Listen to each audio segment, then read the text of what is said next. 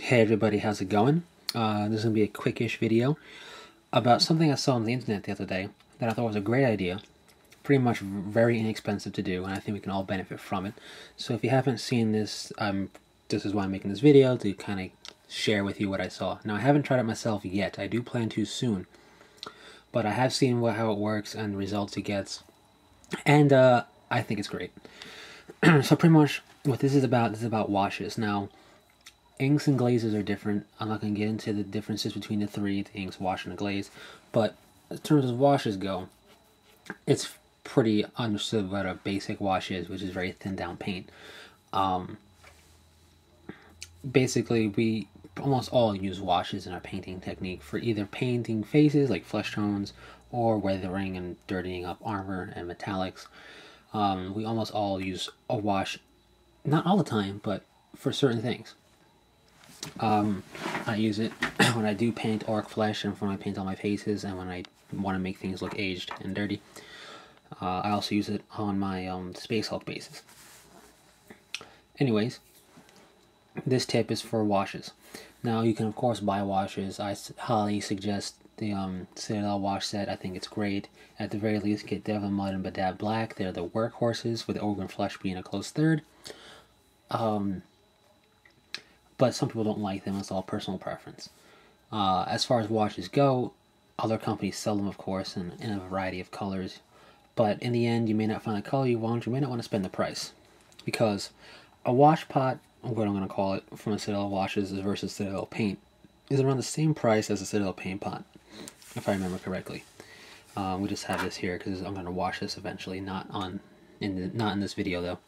But so anyway, the pots are on the same price, but you only get a finite amount of wash in the wash pot.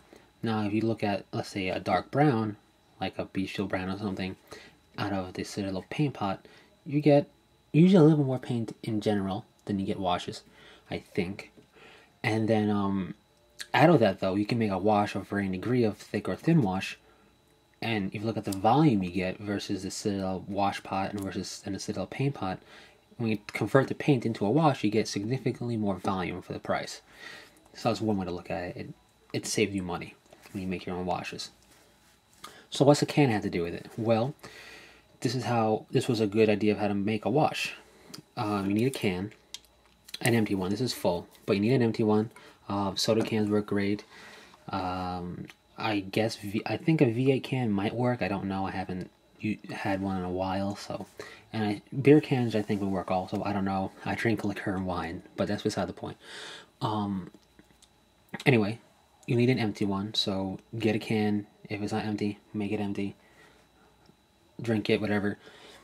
Then, once it's empty, wash it out with hot water and some soap if necessary, just to get all the residue of what was in there out, because it can start to smell, it can leak out and get everywhere, it gets sticky and messy. You don't want that. So once it's cleaned and dried, or pretty much just watery, so if you rinse it out a bunch and it's not fully dry, at least it's just water. You don't have to worry about it that much. Turn it upside down. You want the bottom.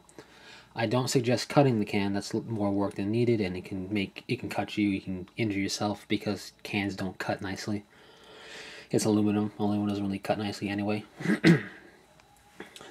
Anyways, you then get your paint, or mixtures of paints, a couple of paints, whatever you want to do. It doesn't matter.